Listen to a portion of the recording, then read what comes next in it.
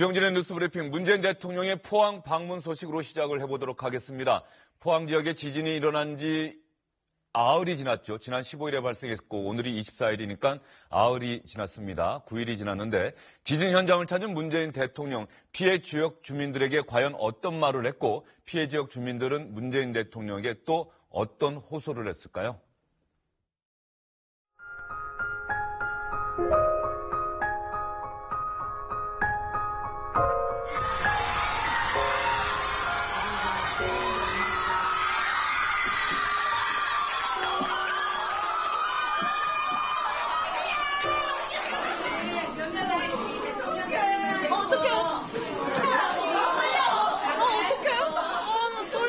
시험들은 잘 치렀어요?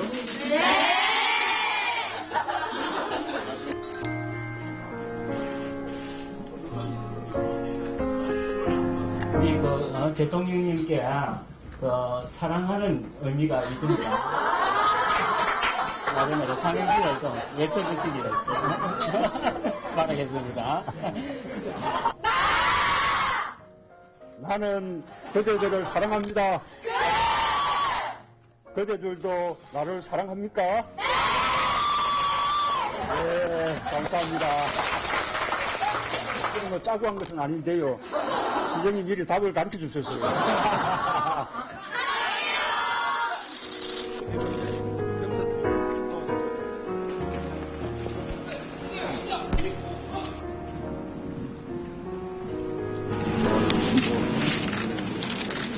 얼마나 놀라셨습니까? 최선을 다해주시기 바랍니다. 예. 이명, 김기현, 주소원 다했습니다.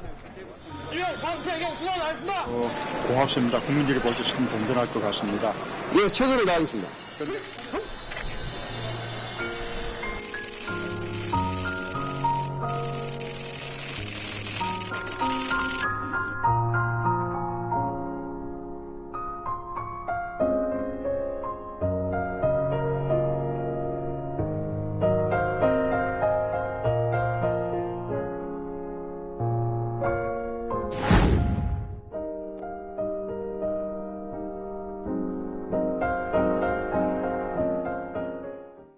네, 화면 마지막에 문재인 대통령을 만났을 때 눈물을 흘리시는 한 아주머니의 모습이 나왔죠. 대통령을 만났을 때 눈물을 흘리시는 피해 지역 주민의 그 마음, 문재인 대통령은 잘 알고 있을 것이라 아마도 그 이재민은 기대를 하고 있을 것 같습니다. 이수기 시사인 선임기자, 김우석 미래전략개발연구소 부소장, SBS의 정승민 논설위원 나오셨습니다. 어서 오십시오. 대통령이 포항 가는데 좀 시간이 걸렸네요. 그렇죠. 말씀하신 대로 아흘에 만에 예. 갔는데 뭐 여러 가지 사정이 있었죠. 뭐 동남아 순방 마치고 바로 돌아온 직후고 또 말씀하신 대로 이 수능이 있었고 또 현장에 수습 작업들이 진행되고 있었기 때문에 아마도 이 적기를 택한 거 아닌가 그렇게 보여집니다. 예. 통상적으로 말이죠. 어떤 큰 재난이 발생했을 때 과연 대통령이 그 재난 지역을 빨리 가는 것이 과연 그 국민들의 마음을 위로할 수 있는 것이냐 아니면 일단 수습을 먼저 하도록 한 다음에 방문하는 게 맞느냐. 이건 끊임없이 논란이 사실은 그렇죠. 되어왔거든요. 예. 근데 결국은 진정성이 어디에 있느냐 이제 그건 예. 것 같은데요. 이번의 경우도 원래 대통령이 이제 그 얘기를 사실 했어요. 내가 가고 싶지만 내가 가면 오히려 현장 지금 당장 복구가 필요하고 그 이재민에 대한 그 대처가 필요한데 나에 대한 의전 때문에 훨씬 더 복잡해지는 거 아니냐. 오히려 그 실무자들이 가서 진행을 빠르게 하는 게 낫겠다. 이제 이런 얘기를 했다는 게 이제 뒷얘기로 좀 나왔었거든요. 그러면서 이제 장관들을 먼저 내려보내서 장관들이 지금 후속 조처를 했고 그리고 수능을 치른 다음에 지금 내려간 건데요. 이제 세월호 사건 났을 때 사실 대통령이 여기에 대해서 어떻게 대처했느냐를 놓고 지금까지 뭐 내내 몇 년 동안 논란이 됐었고, 그게 이제 뭐 탄핵으로 가는 데 있어서 굉장히 여론을 악화시키는 일도 됐었는데, 예.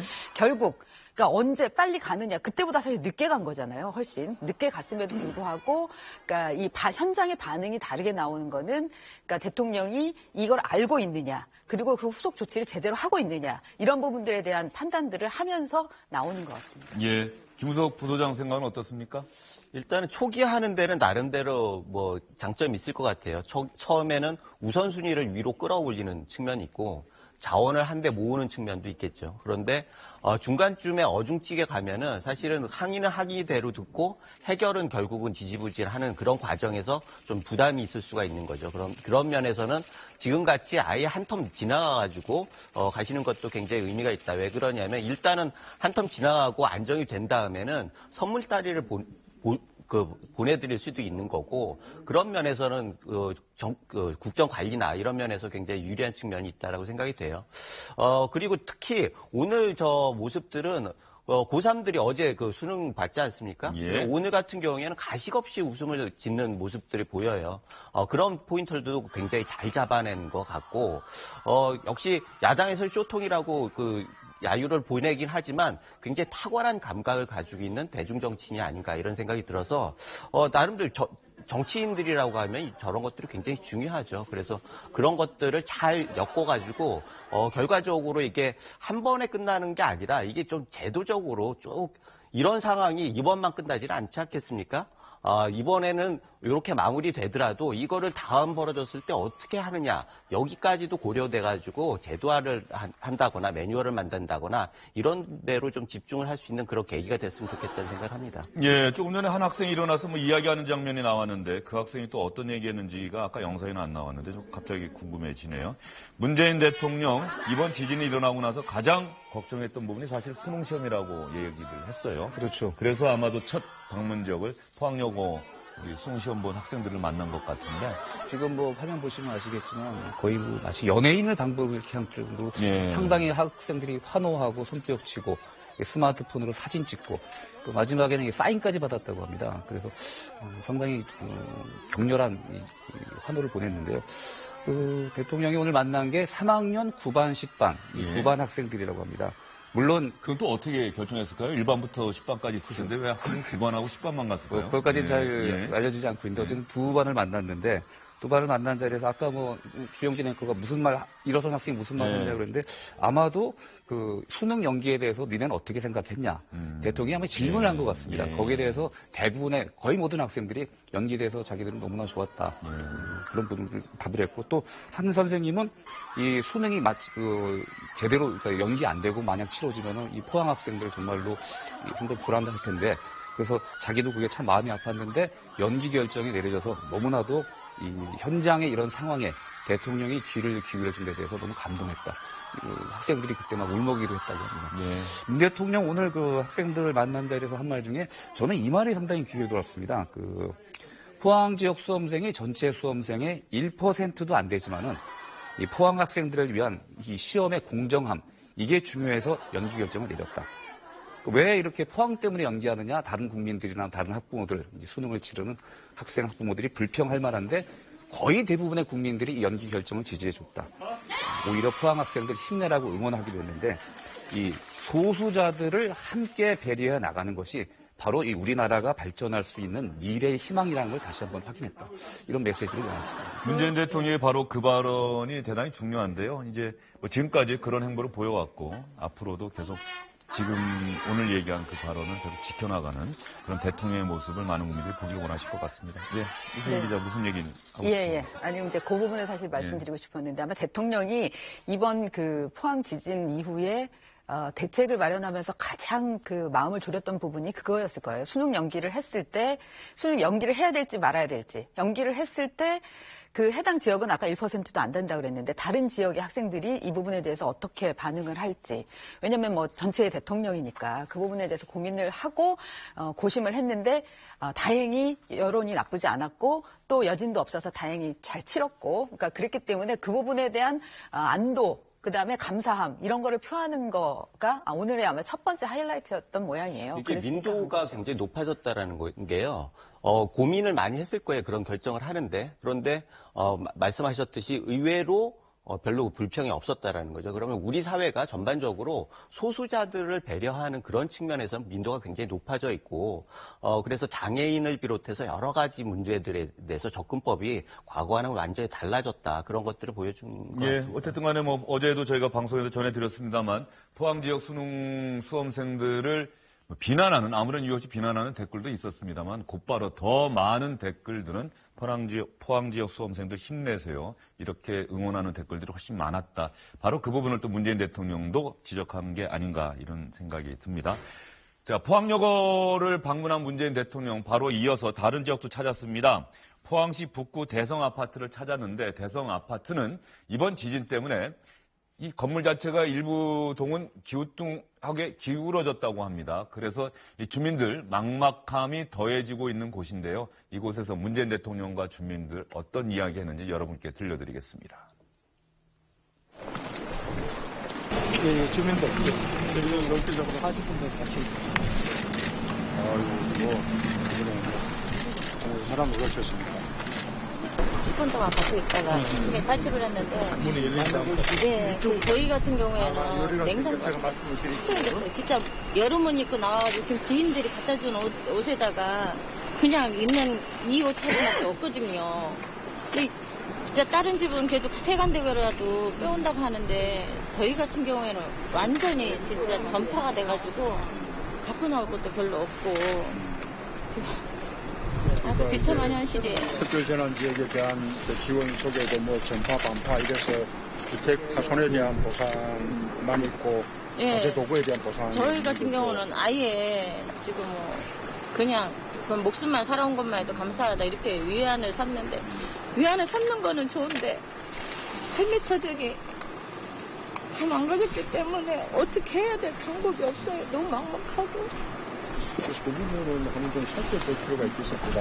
가재 도구를 일일이 다 해드릴 방법은 없겠지만 가재 도구가 아주 중요한 좀 큰 덩어리에 해당하는 소파라든지 냉장고라든지 또는 아주 값비싼 기본가격 그런 부분들은 무슨 제도가 그런데요. 해도 한번 검토 잘해보겠습니다.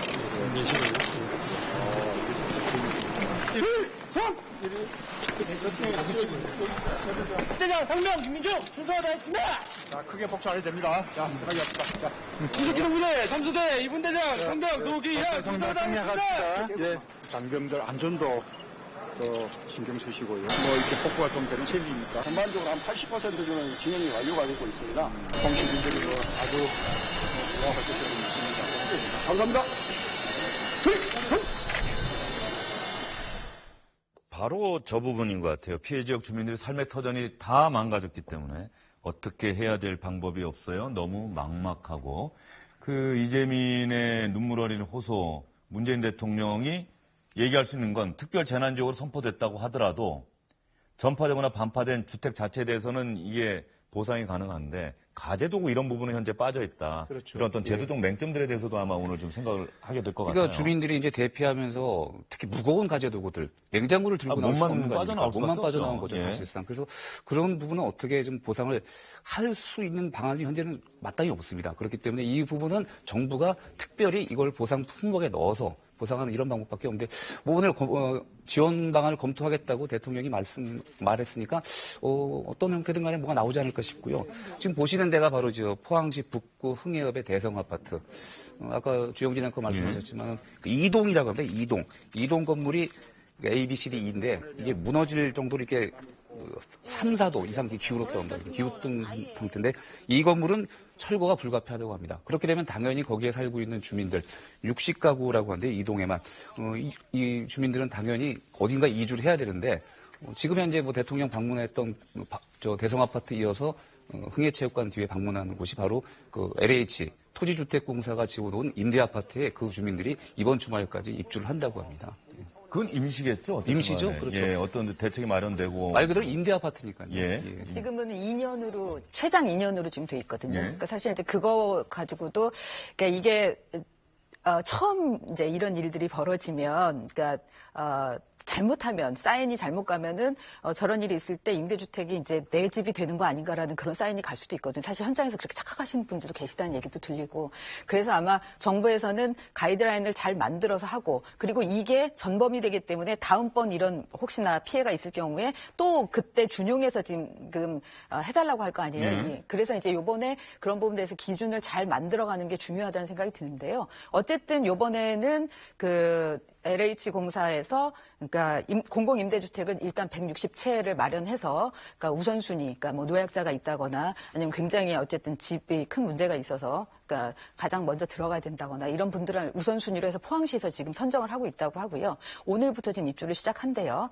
그렇게 하고 이제 매입 임대라는 것도 있고 또 전세 임대라는 것도 있는데 어쨌든 LH공사가 갖고 있는 다양한 형태의 집들을 가지고 포항시에서 한 320채 정도를 요청했다고 해서 거기를 지금 맞춰서 지금 들어갈 수 있는 곳들을 찾고 있는 모양입니다. LH공사 입장에서도 원래는 이분들을 위해서 만든 아파트는 아니었을 거 아니에요. 그렇죠. 그냥 예. 임대 아파트라고 하더라도 이제 다른 분들 예. 상대로 해서 아마 입주가 되는 그런 상황이었는데 이런 큰 재난이 일어나고 이제 재난 때문에 집을 떠나온 이재민들이 있고 그래서 그 이재민들을 위해서 그 임대 아파트를 제공하는 이런 것들이 하나의 또 시스템화 될 수 있을까요? 그렇죠. 이번에 아마 매뉴얼이 만들어질 거라고 보는데요. 이를테면 이렇게 되는 거죠. LH공사는 어쨌든 이걸 임대해서 그 임대 수익을 얻어야 되는 거잖아요. 그런데 이제 임대 수익을 지금은 안 하고 전기세하고 수도세, 그러니까 아주 필수적인 관리비만 내고 지금 살게 하겠다는 거거든요. 예. 그러면 이제 그 임대료를 그러니까 재난 지역으로 그 지정이 된 지역에는 재난금이 가고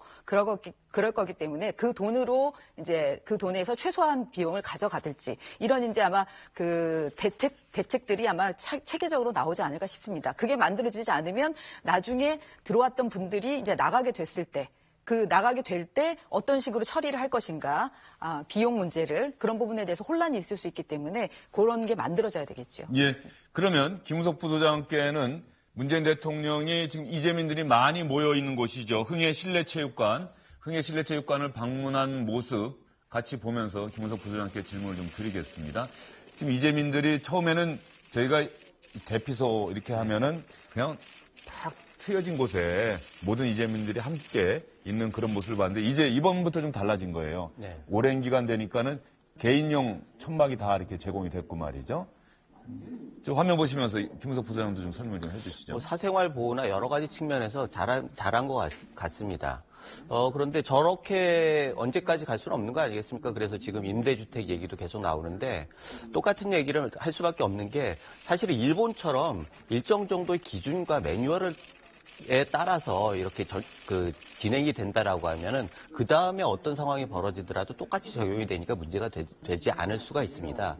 그런데 이번 같은 경우에도 기준이 없다고 매뉴얼이 없다 보니까 대통령이 가가지고 말 한마디 하는 게 뭐 선물 주다시피 이렇게 하는 게 되다 보니까 결국은 그 다음에는 똑같은 상황을 어떻게 할 것이냐 이런 의문들이 계속 따라붙을 수밖에 없거든요. 그래서 이번 기회에 저런 것들을 하나 한 건으로 갈 게 아니라 지금 우리나라도 지진 안전지대는 아니라고 하지 않습니까? 그래서 똑같은 일이 계속 벌어질 수가 있으니까 이번 기회에 그런 것들을 아주 체계적으로 매뉴얼을 만들고 그걸 통해서 안정감 있게 좀 그 스케줄을 잡아가는 그런 것들이 좀 필요하다 그런 생각이 들고 그렇다고 하면은 그분들이 임대주택에서 나오면서 다른 불만들을 갖기가 갖지 않을 수가 있는 거 아니겠습니까? 그 다음에 일본 같은 경우에는 어떤 경우에는 뭐 영구적으로 살 수 있게 하는 그런 프로그램들이 있다라는 거예요.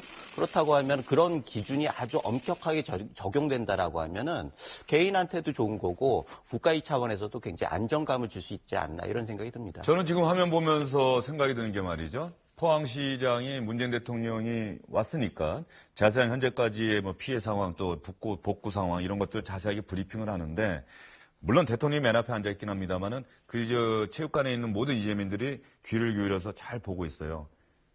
대통령이 오늘 잠깐 방문하고 돌아간다고 하더라도 포항시나 이런 데서는 저런 브리핑을 이재민들 상대로 해서 이재민들이 궁금해하는 내용들 그런 것들을 일일이 매일 정기적으로 알려줘야 할 의무가 있지 않을까요? 그런 게 있다면 상당히 이재민들 불안감 해소에 도움이 되겠죠. 아무래도. 그렇겠죠. 왜냐하면 이제 당장 집은 어떨 것이며 여러 가지 이런 생활 대책. 가장 궁금한 건 도대체 언제까지 우리가 여기 그렇죠. 있어야지 뭐 예. 이런 그런 부분에 대해서 매일매일 뭐 정해진 시간에 꼭 뭐 시장이나 부시장이 아닐지라도 현재 어떤 관계자들이 이렇게 이재민들에게 얘기를 해준다면 상당히 심리적 안정에도 도움이 될 것입니다. 예. 그리고 관청에서 당국에서 브리핑한 내용 또 언론도 마찬가지지만 무엇보다도 이재민들이 그래 맞아 우리가 공감할 수 있어 저게 사실이야라고 하는지 이 부분도 반드시 확인이 돼야 되는 거겠죠. 그렇죠. 예. 그 세월호 참사 때 우리가 워낙 아픈 기억이 있기 때문에 그 부분 갑자기 좀 생각이 났고요.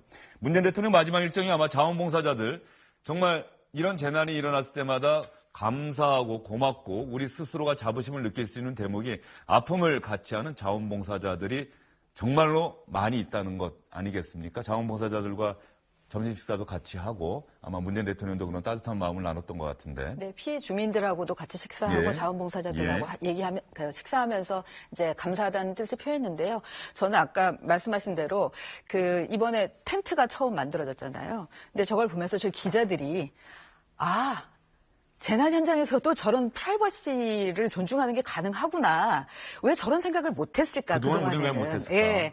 왜 기자들도 그런 데 대한 아이디어를 못 냈을까라는 그런 생각을 하면서 약간 한편에서는 약간 감동하고 그런 아이디어를 냈다는 거예요. 저는 그리고 또 아쉽고 그런 게 저도 이걸 몰랐는데 일본에서는 이미 하고 있었다는 거 아닙니까? 동일본 대지진 때도 그러니까요. 마찬가지로. 그러니까는 예. 저희가 벤치마킹을 해야 될 부분들이 있는데 그런 부분에 대해서 업데이트를 계속 못하고 있었다라는 부분에 대해서 아쉬움이 있었던 거죠. 근데 어쨌든 늘 우리는 체육관에서 다 사람들이 다 오픈된 자리에서 이렇게 누워있고 이런 것만 봤는데 저런 게 만들어졌다는 거는 어쨌거나 이번 사건을 겪으면서 또 한 번은 우리가 그 재난 대책에 대해서는 좀 일보하는 측면이 있다. 그 대안을 만드는 데서는. 그러나 아까 드린 대로 아직도 비어있는 부분이 많기 때문에 그 부분에 대한 매뉴얼은 차근차근 만들어가는 게 필요하겠다라는 생각이 듭니다. 말씀을 하는데 사실 지금 자원봉사자들이 굉장히 많이 오지 않았습니까? 예. 그럼 자원봉사를 어떻게 해야 하고 어디까지 해야 하는지에 대해서도 좀 명확하게 드러났으면 좋겠어요. 그래서 일반 사람들이 가가지고 봉사를 하려고 하면은 어떤 루트로 가가지고 어떤 일을 할 수 있는지 그런 것들이 나타나고 맞습니다. 예. 국가에서 어디까지 책임지고 나머지 부분이 뭐냐 이런 것들이 좀 매뉴얼을 통해서 좀 구체화됐으면 좋겠다 그런 생각이 듭니다. 네, 문재인 대통령의 포항 지역 방문이 단순히 이재민들과 수험생들 위로하고 격려하는 자리가 아니라 대통령의 방문을 계기로 해서 근본적인 피해 대책을 마련하고 또 이재민들에게 설명할 수 있는 그런 중요한 계기가 되기를 주영진의 뉴스 브리핑도 바라도록 하겠습니다. 다음 소식입니다. 정치권 소식인데요. 딱딱한 소식일 수도 있습니다. 자유한국당이 오늘 의원총회를 열었습니다. 국가정보원의 특수활동비 청와대 상납 의혹, 박근혜 정부 시절이죠. 여기에 반발해서 자유한국당에서는 검찰의 특수활동비 법무부에 상납한 의혹도 똑같이 수사를 해야 하는데 이거 검찰에 맡길 수 없다. 특검, 국정조사 해야 한다. 이렇게 의견을 모았습니다. 이렇게 의견을 모으게 된 계기가 최경환 의원 때문입니다. 친박 핵심 정치인인 최경환 의원이 오늘 의원총회에 나와서 자신의 입장을 밝혔습니다. 최경환 의원의 이야기를 먼저 한번 들어보고 난 다음에 그다음에 자유한국당 정우택 원내대표나 홍준표 대표 이야기를 여러분께 들려드리도록 하겠습니다. 저는 현 정권의 이 정치 보복성 편파 수사가 그 도를 지나쳐도 너무 지나쳐서 오늘 이 자리에 서게 됐습니다. 저는 국정으로부터 특수활동비 뇌물을 받은 적이 없습니다. 전 정권에 소위 실체였으니까 뭘 하나라도 캐내서 뒤집어 씌워야 된다. 이렇게 나온 게 국정원 특수활동비 뇌물 수수라는 황당무계한 죄를 뒤집어 씌우고 있는 지경에 이르고 있습니다. 현 검찰은 이 수단과 방법을 가리지 않고 저를 죽이는데 혈안이 되어 있습니다. 이런 검찰에 저는 수사를 맡겨서는 안 된다고 생각을 합니다. 공정하지 못한 이런 수사, 여기에는 저는 협조하기가 참 어려울 것 같다 하는 그런 생각을 해봅니다. 최경환 의원 28일에 아마 검찰이 나와달라고 얘기를 했던 그렇죠. 것 같은데 당연히 안 나가겠네요. 저렇게 이제 말을 했으니까는 소환에 불응하겠죠. 하지만 공식적으로 아직 검찰에 나간다 안 나간다 이걸 통보하지는 않았다고 합니다. 하지만 현재 저 말로 봤을 때는 아마 안 나갈 걸로 예상됩니다. 예. 그 편지도 미리 돌렸다고요, 의원총회 전에. 저 기자들 질문에 오늘 의원총회장 들어가는데 기자들이 엄청난 질문 쏟아내는데 한마디도 하지 않고 들어갔거든요. 그러니까 이제 자기 입장은 물론 의총에서 공개 발언 통해서 들으신 대로 얘기했고 조금 더 구체적인 얘기는 그 의원들에게, 당 소속 의원들에게 그 4쪽 분량의 편지를 돌렸다고 합니다. 예. 그 내용을 보면 이렇습니다. 국정원 특활비는 총액으로만 편성되는 예산으로 이 기재부 장관, 당시 기재부 장관이 관여할 수 있는 사안이 아니다. 국회에서도 이 정보위만 들여다보지 예결위 심의 대상도 아니다. 그렇기 때문에 더군다나 그 이병기 전 국정원장은 2007년부터 주변에서 함께 박근혜 전 대통령을 도와온 사람이기 때문에 필요하면 전화 한 통하면 될 일이지 무슨 로비를 하겠느냐. 한마디로 이 한풀이의 눈먼 정권이 저 한 사람에게 만족하겠느냐. 이런 식의 4페이지 분량의 편지를 전날이죠. 어제 돌렸다고 합니다. 저 편지에서 말이죠. 저는 저 마지막 대목, 아까 보여줬던 마지막 대목이 인상적입니다. 최경환 의원 사실 자유한국당 의원들이 뭐 모두 최경환 의원을 좋아할 리는 없겠지요. 또 예전 정권의 실세였는데 뭐 잘해줬던 의원도 있겠지만 잘 못해줬던 의원도 분명히 있을 텐데 한풀이의 눈먼 정권이 저 한 사람에게 만족하겠느냐. 저 표현이 김우석 부소장, 네. 저 표현이 자유한국당 의원들의 마음을 좀 움직이지 않았을까 싶어요. 그렇죠. 어떤 두려움, 우려 이런 것들을 탁 건드리는 맞습니다. 글 아닌가? 예. 그것 때문에 썼죠. 예. 네. 아니 그게 그 신의 한 수가 될 수가 있는 게 지금 보통 그 야당 국회의원들 입장에서는 다 불안하거든요. 뭔가 이렇게 내 눈앞에 보이지는 않지만 지금은 친박들이지만 순망치한 아니겠습니까? 결국은 박근혜 대통령을 하야시키고 나가지고 MB에게 화살을 돌리는 그런 것들을 보면서 탄핵이죠. 예. 하야라기보다는 탄핵. 예, 그러면서 결국은 지금은 친박이 대상이지만 결국 나한테도 오지 않나 이런 생각을 하지 않을 수가 없는데 그런 것들을 최경환 의원이 잘 알고 그렇게 뭐 한마디 딱 던졌는데 주 앵커 말씀하신 대로 저게 굉장히 의원들한테는 호소력이 있었을 겁니다. 근데 어저께 쓴 편지도 보고 저는 또 다른 대목을 눈여겨봤는데 어제 쓴 편지도 그렇고 오늘 아까 한 얘기도 보면 그 특활비 뇌물이라고 계속 붙여서 써요. 그러니까 특활비를 받지 않았다는 표현이 아니고요. 특활비 뇌물을 받지 않았습니다. 이렇게 얘기를 하거든요. 그러니까 결국 뇌물이라는 거는 지금 이제 그러니까 대가성을 가지고서 이 부분에 대해서 이제 줬고 그 부분에 대해서 뭔가 대가를 치러줬다라는 그런 인과관계가 형성돼야지 이제 법적으로 지금 문제가 되는 거고 그거를 지금 문제 삼고 있지 않습니까 검찰이? 근데 특활비를 그냥 돈을 나는 안 받았다 이렇게 하면 보통 될 텐데 상식적으로. 근데 특활비 뇌물이라고 해서 한 5-6번이 나옵니다. 그런 걸 보면 그것도 굉장히 신경을 써서 얘기한 거예요. 저거는. 그래서 특활비를 받지 않았다는 얘기는 분명히 아닌 것 같아요. 예, 그것도 이수기 기자의 해석인 것 같고요. 네, 그렇게 하고 예. 그다음에 이제 저거를 어저께 편지를 보내고 오늘도 얘기한 건 말씀하신 대로 사실 홍준표 대표는 친박 청산을 해야 된다고 얘기를 했고 친박 청산의 대표적 인물로 최경환, 서청원 두 사람을 지목을 했었잖아요. 근데 지금은 그렇기 때문에 지금 보호해야 될 지금 상황이 돼버렸고 지금 국정조사랑 특검을 실시하겠다는 건 그런 상황이 돼버려서 굉장히 아이러니한데 최경환 의원 입장에서는 회기 기간이라면은 체포동의안을 처리해줘야지만 그 검찰에 소환 나갈 수 있지 않습니까? 예. 그러니까 체포동의안을 처리하지 말아달라는 의미도 담아서 제가 잡혀가면 그 다음번은 여러분입니다라는 얘기를 지금 하고 있는 거죠. 예. 일종의 아주 은근한 협박 아닌가라는 그런 생각. 뇌물 말씀하셨는데 뇌물은 의미가 좀 다르죠. 사실 그거는 형량도 굉장히 크고 그래서 뇌물이 아니라고 하는 거는 대가성이 없다라는 얘기하고 같은 얘기예요.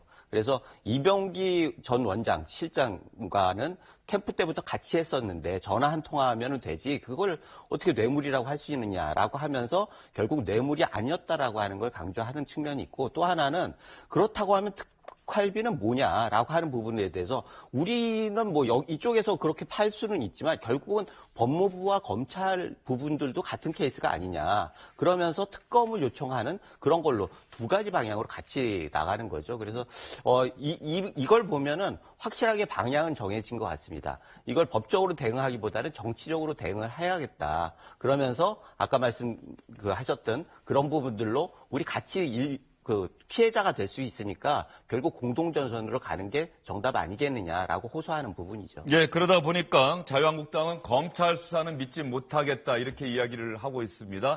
이번 사안은 국정원의 특수활동비 청와대 상납 의혹 이 사안은 만약에 수사를 한다고 한다면 특검이 해서 박근혜 정부 시절뿐만 아니라 이명박 또 그전에 노무현 김대중 정부 시절 특수활동비까지도 반드시 조사를 해야 하는 것이고 특히 홍준표 대표가 얘기했던 검찰의 특수활동비 법무부 상납 의혹에 대해서도 특검, 국정조사를 통해서 진상을 규명해야 한다.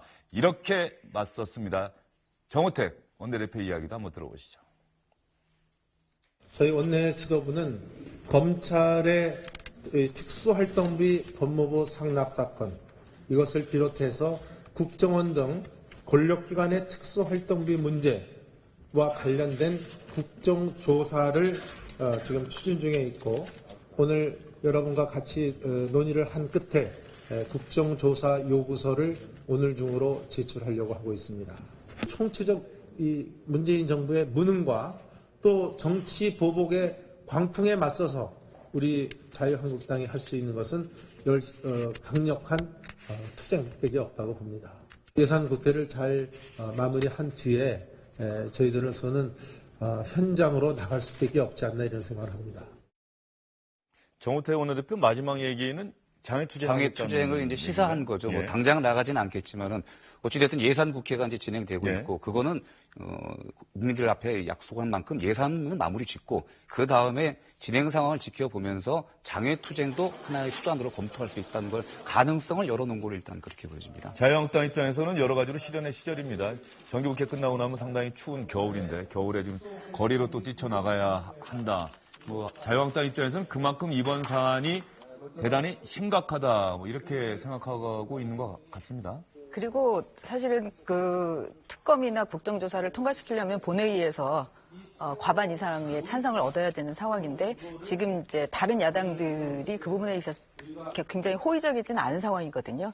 그러니까 이게 현실적으로 가능한 카드라고 생각하는 것 같지는 않고 그러니까 정치적인 공세의 수단이고 그러니까 말씀하신 대로 이 부분을 이렇게 정치적으로 방어하지 않으면 어디까지 밀릴지 모른다라는 그런 위험의식을 갖고 있는 거죠. 그러니까는 결국은 뭐 정치적인 상황으로 돌파를 해야 되겠다는 생각을 하는 건데 그런데 홍준표 대표가 페이스북에 쓰고 이런 걸 보면 결국 지금 그 안에서도 모순이 있어요. 하겠다는 게 김대중 노무현 시절의 국정원 특활비하고 청와대 특활비, 박근혜 정부는 청와대 특활비만 나옵니다. 그리고 현재 검찰의 특활비를 대상으로 한다고 하고 나머지 부분은 또 그냥 검찰이 지금 수사하고 있으니까 그건 내버려 두자 이런 식으로 얘기하는데 검찰 수사하지 말고 특검하고 국정조사 하자고 하면서 그 하자고 하는 거는 본인들의 지금 자유한국당과 별로 관련이 없는 그런 부분만 얘기하고 그러니까 여러 가지 측면에서 좀 형용 모순적인 얘기를 하고 있어서 굉장히 곤혹스러운 입장이구나라는 걸 오히려 그걸 보면서 느끼게 되더라고요. 저 부분은 사실 뭐 그런 말씀도 일리가 있지만 사실은 야당에서는 너무나 당연한 거예요. 사실 특검이라고 하는 게 구체적인 사안 아니겠습니까? 그러니까 특활비 전체를 하는 거는 제도 개선의 문제니까 그건 국회에서 할 일이고 수사하는 거는 구체적인 어떤 대상에 대해서 하는 거니까 그런 것들은 뭐 일정 정도 이해가 갈 수 있는 부분이 있는 것 같아요. 그리고 지금 같은 경우에는 야당에서 할 수 있는 거는 정치 투쟁밖에 될 수가 없는 거죠. 왜 그러냐면 사실 많은 비판이 있었습니다. 홍준표 대표에 대해서도 지금 너무 미온적으로 대처하는 바람에 너무나 밀리고 있다라고 하는 비판들도 보수 진영에서도 있었던 거고 그걸 얘기하면서 DJ 처음에 정권 교체됐을 때 그때 한나라당에서 야당 파괴 저지 투쟁이라고 하는 걸 했어요. 그래서 서울역에서 뭐 처음 야당이 된 다음에 그런 경험이 없는 상황에서도 서울역에서 몇만을 모아놓고선 저지 투쟁을 했거든요. 그런 걸 하면서 결국은 일방적인 드라이브를 막게 되는 계기가 됐다라고 하는 얘기들을 많이 했었습니다. 그런데 지금 같은 경우에는 다 쪼개져 있고 대응을 제대로 못하다 보니까 결국 계속 밀릴 수밖에 없는 거 아니냐라고 하는 얘기들을 주변에서 많이 한 거죠. 그래서 지금은 어찌됐든 친이하고 친박으로 이렇게 나뉘어지는 것보다는 같이 공동 대항을 할 수밖에 없고 그 방향에서는 법적 투쟁보다는 정치 투쟁이 정답이다라고 하는 그런 요구들이 많이 있기 때문에 지금은 정우택 대표가 얘기하는 장외투쟁 부분은 상당 부분 겨울이라고 해도 대안으로 거론될 수 있고 꼭 나가지 않더라도 저런 자세는 어떻게 보면 굉장히 필요한 자세다라고 생각이 됩니다. 왜 그러냐면 특히 지금은 현 정부가 굉장히 적폐청산에 대해서 드라이브를 강하게 걸고 있지 않습니까? 그러다 보니까 야당이 존재감이 없어지는 거예요. 그러면 결국 정부 여당을 견제할 수 있는 야당이 자격의 문제가 아니라 실제로 야당의 존재가 있느냐 없느냐는 굉장히 민주주의 사회에서는 중요한 거거든요. 그런데 그 존재 이유가 없는 상황에서 힘이 없다. 그렇다고 하면은 민주주의가 후퇴될 수밖에 없다라고 하는 결론을 도달할 수밖에 없기 때문에 그런 면에 있어서도 자격이 있고 없고는 뒤의 문제고 결국 야당으로서 국가로서 생존해야 한다. 그것이 민주주의 사회에서 꼭 필요한 거다라고 하는 명분에 있어서는 굉장히 의미가 있는 그런 대응이다. 이렇게 예, 김우석 부소장 입장에서 자유한국당의 장외투쟁 선택은 불가피한 선택이다. 이렇게 이야기를 하신 것 같고요. 자유한국당이 장외투쟁 나간다고 하더라도 과연 얼마나 많은 지지자들이 모이는지, 그리고 그 지지자들이 모인 모습을 보고서 지켜보는 많은 국민들이 또 어떤 생각을 하게 될지, 이건 분명히 별개의 사안이 될 것 같습니다. 홍준표 대표가 사실 특수활동비 관련해서 가장 많은 이야기를 했고, 오늘도 김태흠 최고위원을 통해서 의원총회이기 때문에 홍준표 대표는 참석하지 않았습니다. 김태흠 최고위원을 통해서 자신의 입장을 밝히기도 했는데요. 홍준표 대표가 어제 베트남 방문했다가 귀국했습니다. 귀국하는 자리에 기자들이 나갔는데, 기자들 질문에 홍준표 대표 자신의 특수활동비, 예전 원내대표 시절에 특수활동비 유용한 것 아니냐, 이런 의혹과 관련한 질문이 나오니까 홍준표 대표 이렇게 얘기를 했네요. 특활비 관련해서 지금 뭐 홍영 얘기가 나오고 있는데 무슨 특활비? 내 거? 예. 그거 관련해서 지금 현안에서 얘기가 나와요. 그거는 질문 자체를 하지 마. 그건 찌라시야. 그건 질문 자체를 하지 마. 됐어. 또. 홍준표 대표 저 부분은 좀 기자들이 한번 문제 제기할 필요도 좀 있어 보여요. 아무리 대표고 나이가 어린 기자들이라고 하더라도 국민 대신해서 그죠? 물어보는 건데 저렇게 얘기를 하면 안 되죠. 늘 저런 식이잖아요. 예, 말씀하실 때 그냥 말 끊고 그다음에 말도 안 되는 소리 하지 말라고 그러고 반말하시고. 네, 홍준표 대표가 얼마 안 있으면 아마 관훈클럽 초청 토론에 나올 것 같은데, 관훈클럽 초청 토론에서 또 저렇게는 얘기 안 하겠죠? 네, 그건 이제 공적인 자리고 또 기자들이 다 대표로 다 앉아있기 때문에 그렇게는 안 하실 텐데, 근데 늘 이렇게 현장에 나가면 저런 모습을 보여서 좀 실망스러운 부분이 있죠. 근데 홍준표 대표 입장에서는 곤혹스러운 질문이니까 그럴 텐데, 그럼에도 불구하고 저런 방식은 마땅치 않은 것 같습니다. 예, 홍준표 대표 그리고 자유한국당 소식 여러분께 전해드렸습니다. 어제 국회에서 있었던 장면 하나 여러분께 보여드리겠습니다. 송영무 국방부 장관입니다. 국회 법사위에 참석을 했는데요. 송영무 장관에게 한 의원이 이런 질문을 했습니다. 김관진 전 국방부 장관이 구속 적부 심사를 통해서 석방이 됐는데 송영무 장관 어떻게 생각하느냐, 이렇게 이야기를 했더니, 김관진 전 장관은 이전 정부의 장관이었고 송영무 장관은 지금 정부의 장관 아닙니까? 근데 송영무 장관이 예상을 뛰어넘는 답변을 했습니다.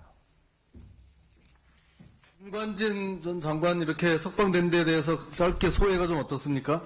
소회라기보다는 참 다행이다. 같은 동료로 같이 근무했기 때문에 그렇게 생각했었어요. 같은 항정부에서 기소해가지고 아무리 뭐 선배건 동료건 석방되니까 다행이다 하는 것도 국민 정서하고 조금 어긋나는 것 같아요. 같이 근무하고 같이 또 생활도 했던 사람으로서 이렇게 인간적인 입장을 얘기한 겁니다. 지금의 국방부는 가서는 안 될 길이 과거 박근혜 정부에서 이명박 정부에서 있었다는 얘기입니다. 인간적인 소외를 묻는 것이 아니고 적절한 표현은 아니었다, 이렇게 말씀을 드립니다. 우리 국방부 장관님은 그동안도 여러 사안에서 이렇게 말씀하시는 거 보면 그래도 좀 사람 냄새가 풍기는 것 같아서 좀 훈훈한 느낌을 늘 가지고 있습니다. 그 뭐 답변한 걸 가지고 그렇게 돌려가면서 왜 그렇게 말했냐고 하는 거, 글쎄 어떻게 보는지 좀 너무 좀 매정스러운 것 같습니다. 길게 얘기할 사안은 아닌 것 같고요. 송영무 장관이 참 다행스럽게 생각한다고 얘기했다가 오히려 여당 의원한테 조금 질타를 받는 여야가 모습이에요. 좀 바뀐 듯한 그런 모양새인데요.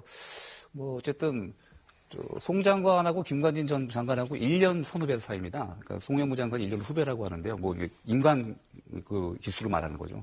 해군이고 육군이긴 하지만은 그런 인간적인 소외에서 뭐 좀 다행스럽다 말한 부분을 이제 논란이 됐는데, 사실 송 장관이 이 발언이 이 논란이 된 게 이번이 처음이 아닙니다. 이게 뭐 아시겠지만 지난번에 그 문정인 그 외교안보 특보에 대해서 워낙 자유분방한 학자이기 때문에 좀 상대해서 될 사람 아니다, 뭐 이런 식의 약간 좀 부정적인 표현을 했다가 다시 한번 다음 날에 자기 발언이 문제가 되니까 이제 발언이 과했다 이렇게 사과하기도 했는데요. 어찌됐든 좀 송영무 장관이 자꾸 구설수에 오르는 것 같습니다. 저런 식으로. 예, 송영무 국방부 장관은 아마 군 선배인 김관진 전 장관에 대해서 개인적인 인간적인 소외를 이야기했다가, 장관은 그래도 그렇게 이야기하면 안 된다는 여당 의원의 질의에 제가 좀 잘못 답변한 것 같습니다. 이렇게 한 걸음 뒤로 물러섰습니다. 정치권 소식은 여기까지입니다. 세 분 수고 많으셨습니다.